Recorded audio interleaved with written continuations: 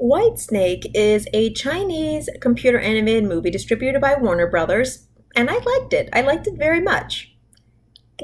I won't recommend it to everyone because I think it's only for a select amount of people. I don't think anyone can enjoy it, but there's a lot of good in it that I think is very much worth watching. If not only once, I obviously watched it a couple times after, but more than it deserves at least one viewing.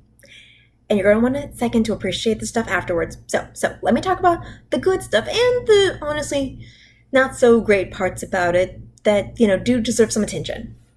First off, the animation is very nice. Yeah.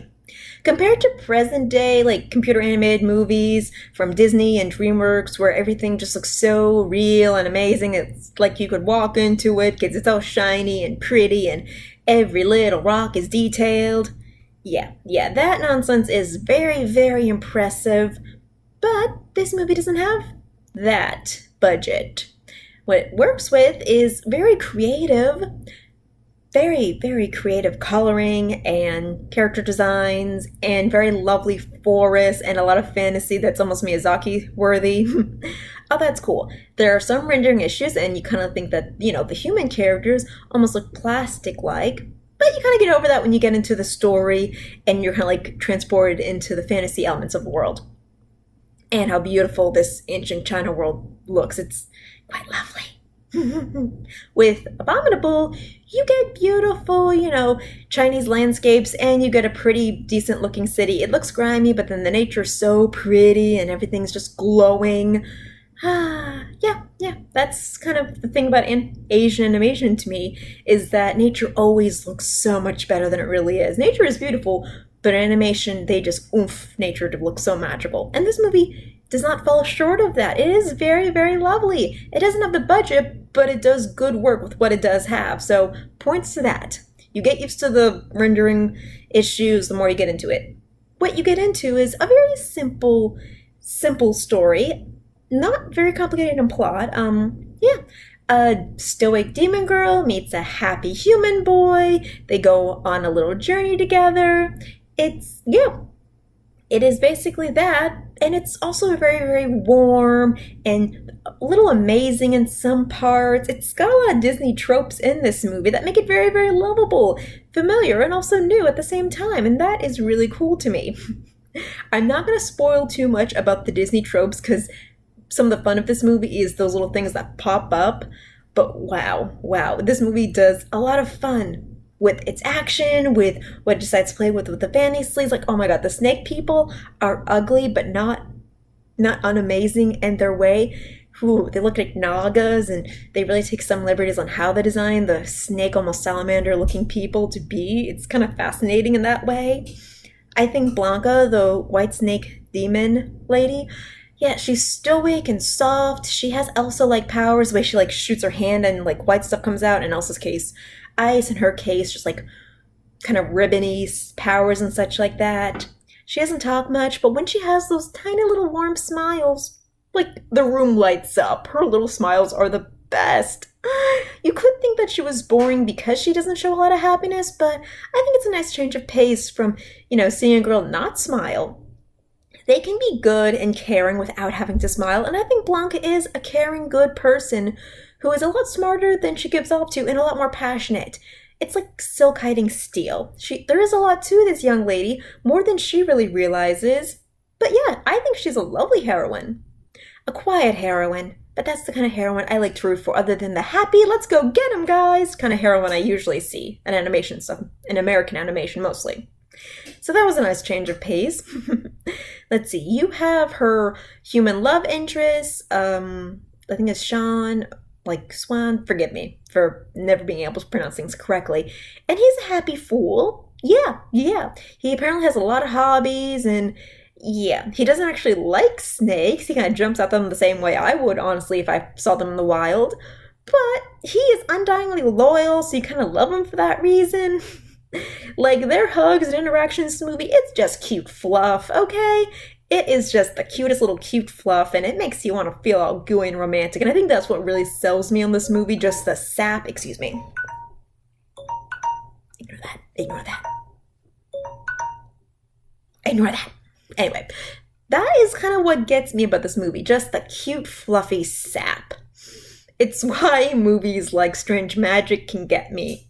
Okay? Even if there are a lot of flaws in a movie, just that good enough cuteness where it doesn't feel forced, it just feels all light and fluffy. It's nice. It's just nice. It's really cute. And then the drama comes into it.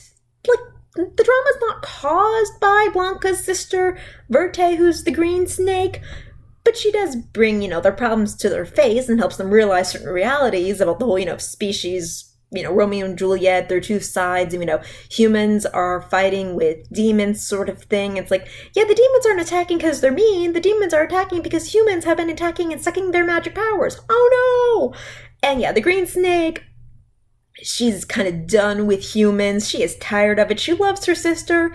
In fact, some scenes actually seem like she romantically loves her. It's not flat out said because they're always calling each other sis, but yeah, just the gentle way they hold each other's face is very romantic to me.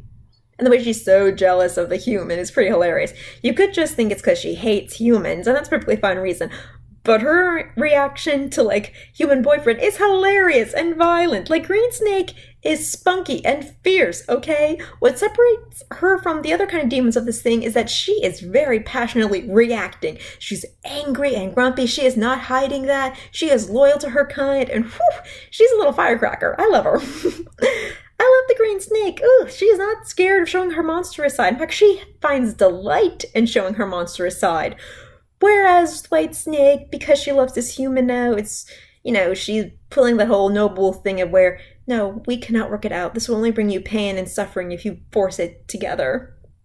And he's like, no, we can make this work. I don't want to leave you, okay? This world is dangerous and you're nice and I'm nice, so we work out together. Yay! You could think the two-dimensionalness of some of these characters makes it flat, but what they do in reaction to trying to stay together is awesome! There is so much action to it. This movie reminds me a lot of Princess Mononoke, and where, oh yeah, these two people met, for a minute, but the 2 minutes they saw of each other had them fall in love, because, whew, there's a lot in these scenes where it is almost Pixar-worthy, and just the drama and the action and how powerful a certain little embrace is in certain scenes is just so cool. Oh, and the magic. Oh my god! It is magic powers, and the other demons, like the fox demon, when you enter her workshop, it's amazing. It's not like something I've seen before. Again, you could think it's like Miyazaki worthy, but no, it's not as sweet-natured to it.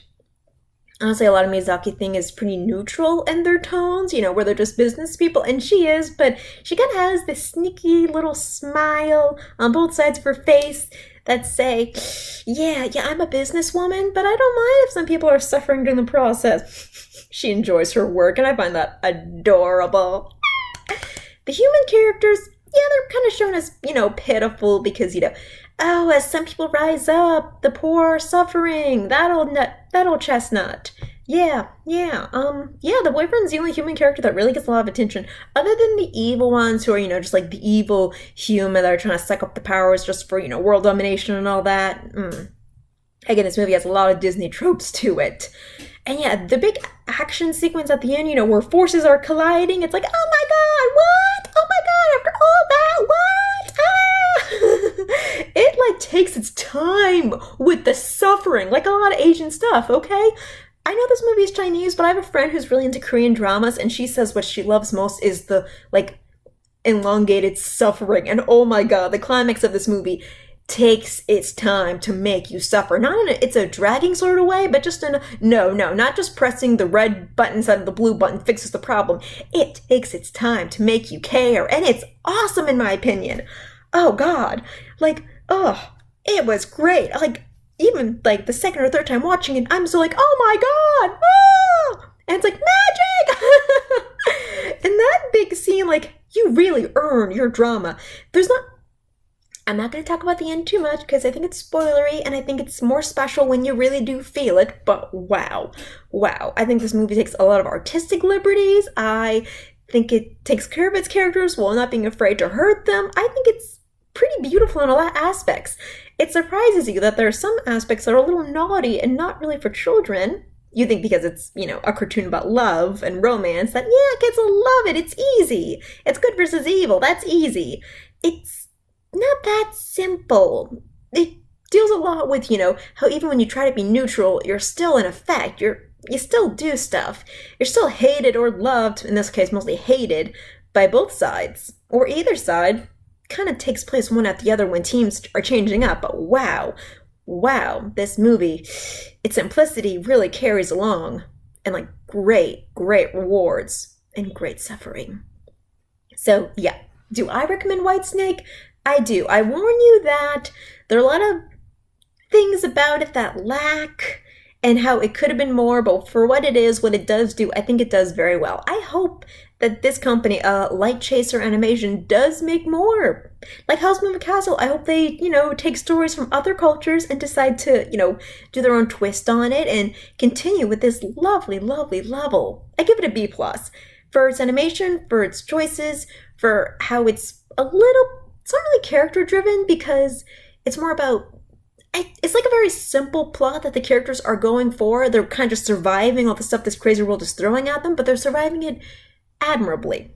So yeah, I think it's a lovely B plus movie. If you're an animation fan or a fantasy fan, then absolutely. If you want to share this with friends, yeah, they might get bored, or they might pay attention to it, or they might just like turn their heads around when something new and special happens. Is it a party viewing kind of movie? I think so. Is it a kind of movie you can watch intimately?